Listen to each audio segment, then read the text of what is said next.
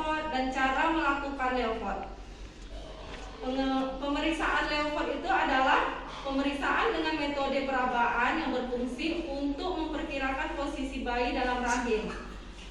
Pemeriksaan leopard itu ada 4. Yang pertama, pemeriksaan leopard 1. Tujuannya menentukan usia kehamilan, mengetahui bagian janin apa yang terdapat di fundus uteri.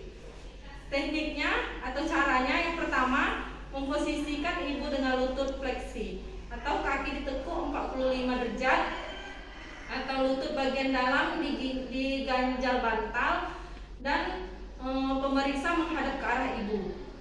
Yang kedua, menengahkan uterus dengan menggunakan kedua tangan dari arah samping umbilikus. Yang ketiga, kedua tangan meraba fundus kemudian menentukan tinggi fundus uteri dengan menggunakan ujung kedua tangan tentukan bagian janin. Hasilnya yang pertama, apabila kepala janin teraba di bagian fundus, cirinya keras, bundar, dan melenting seperti mudah digerakkan. Yang kedua, apabila bokong janin teraba di bagian fundus, cirinya lunak, kurang bundar, dan kurang melenting. Yang ketiga, apabila posisi janin melintang pada rahim, maka pada fundus teraba kosong.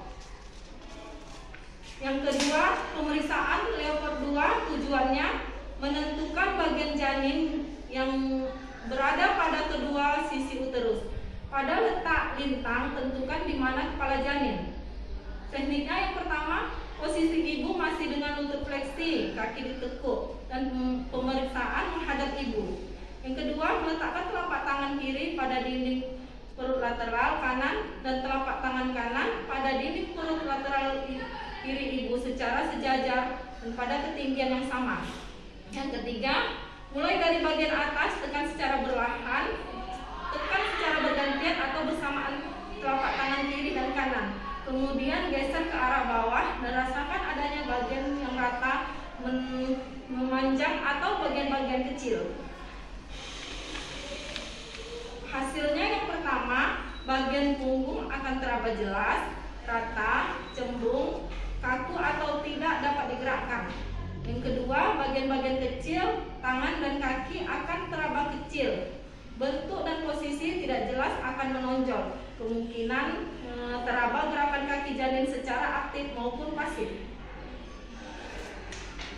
Yang ketiga, pemeriksaan leopard 3 tujuannya menentukan bagian janin apa kepala atau bokong yang terdapat di bagian bawah perut ibu, serta apakah bagian janin tersebut sudah memasuki pintu atas panggul. Tekniknya yang pertama, posisi ibu masih dengan lutut fleksi, kaki ditekuk, pemeriksaan menghadap ibu. Yang kedua, meletakkan ujung telapak tangan kiri pada dinding lateral kiri bawah, telapak tangan kanan bawah perut ibu. Yang ketiga, menentukan secara lembut dan bersamaan atau bergantian untuk menentukan bagian terbawah bayi. Yang keempat, gunakan tangan kanan dengan ibu jari dan keempat jari lainnya, kemudian goyang bagian terbawah janin.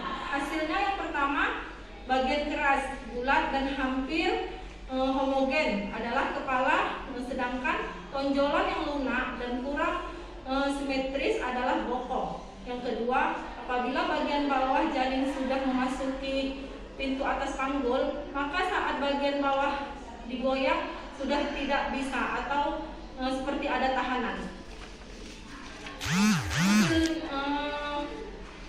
Kemudian yang keempat, pemeriksaan leopard 4 tujuannya mengkonfirmasi ulang bagian janin apa yang terdapat di bagian bawah perut itu, serta untuk mengetahui seberapa jauh bagian bawah janin telah memasuki pintu atas panggul. Tekniknya yang pertama, memeriksa menghadap ke arah kaki ibu dengan posisi kaki lurus. Yang kedua, meletakkan ujung telapak tangan kiri dan kanan pada lateral kiri dan kanan uterus bawah. Ujung-ujung jari tangan kiri dan kanan berada pada tepi atas simfisis. Yang ketiga, menemukan kedua ibu jari kiri dan kanan, kemudian rapatkan semua jari-jari tangan yang meraba dinding bawah uterus.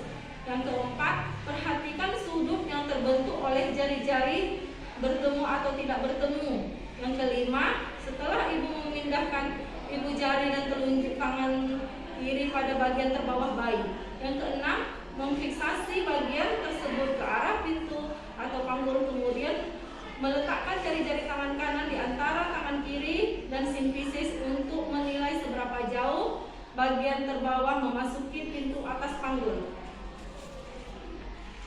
Hasilnya, kedua jari-jari pemeriksa bertemu, berarti bagian terendah janin belum memasuki pintu atas panggul.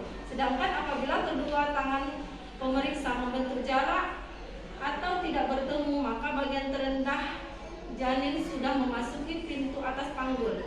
Yang kedua, penurunan kepala dinilai dengan 5/5, seluruh bagian jari masih meraba kepala. Kepala belum masuk pintu atas panggul.